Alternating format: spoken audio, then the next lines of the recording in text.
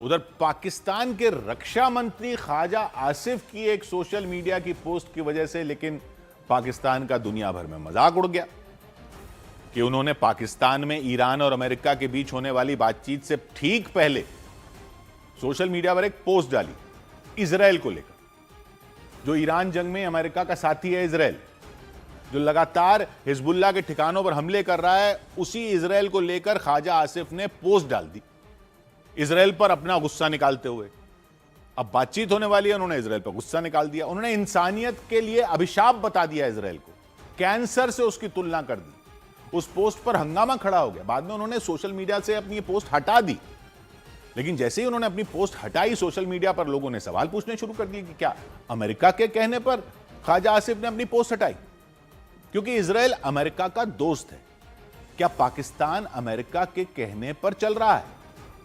दूसरी तरफ इजराइल पाकिस्तान पर भड़क गया, उसने उसे आतंकी देश बता दिया और सवाल उठाया कि शांति समझौते में पाकिस्तान पर भरोसा कैसे करें, जो अमेरिका और ईरान के बीच होने वाली बातचीत में बिचौलिए की भूमिका निभाने की कोशिश कर रहा है, दुनिया के सामने शांति दूत के तौर पर खुद को पेश कर रहा है, बताते नहीं थक रहा। उसने अमेरिका और ईरान को बातचीत के लिए मना लिया, एक टेबल पर ले आया, तो उसके ख्वाजा आसिफ सोशल मीडिया पर इजराइल के खिलाफ यह पोस्ट डाल रहे हैं, तो पाकिस्तान की मुसीबत बढ़ गई।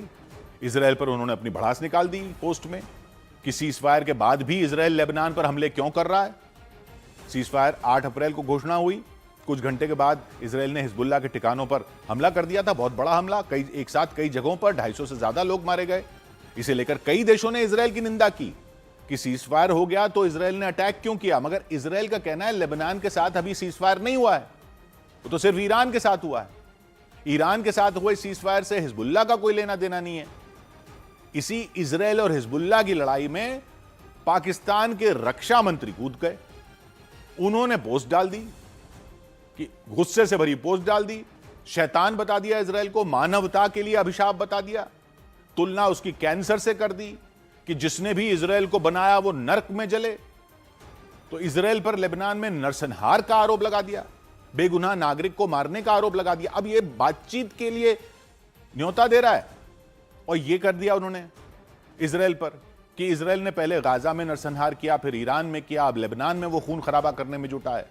इतना कुछ कहने के बाद तो हंगामा होना ही था। इजराइल आग बबूला हो गया, उसने ख्वाजा आसिफ के बयान पर आपत्ति जता दी, अपमानजनक बता दिया। विदेश मंत्री ने पाकिस्तान की विश्वसनीयता पर सवाल उठा दिए सीजफायर को लेकर कि यह बातचीत की मध्यस्थता कैसे करवा रहा।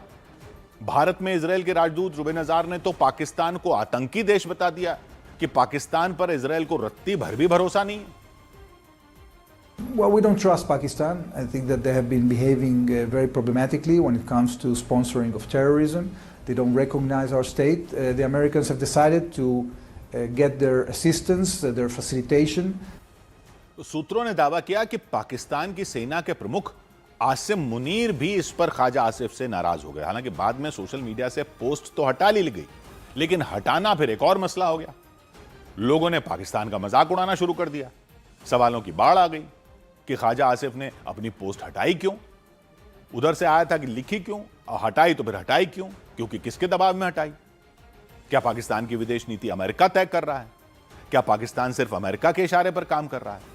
क्योंकि अमेरिका इजराइल का दोस्त है, ईरान जंग में भी दोनों साथ हैं। इजराइल और पाकिस्तान में कभी बनी ही नहीं, एक दूसरे को मान्यता तक नहीं देते। मतलब पाकिस्तान तो इजराइल को मान्यता भी नहीं देता। फिलिस्तीन के मुद्दे पर पाकिस्तान इजराइल से चिढ़ा रहता है, वहां के पासपोर्ट तक के वहां के लिए वीजा तक जारी नहीं करता, पासपोर्ट उसका मान्य ही नहीं है इसके लिए, इजराइल के लिए। ये लिखा होता है पाकिस्तान के पासपोर्ट पर, यह पासपोर्ट इजराइल के लिए मान्य नहीं है। इजराइल भी पाकिस्तान को मान्यता नहीं देता, उसे आतंकी देश मानता है। मतलब दोनों एक दूसरे को फूटी आंख नहीं सुहाते।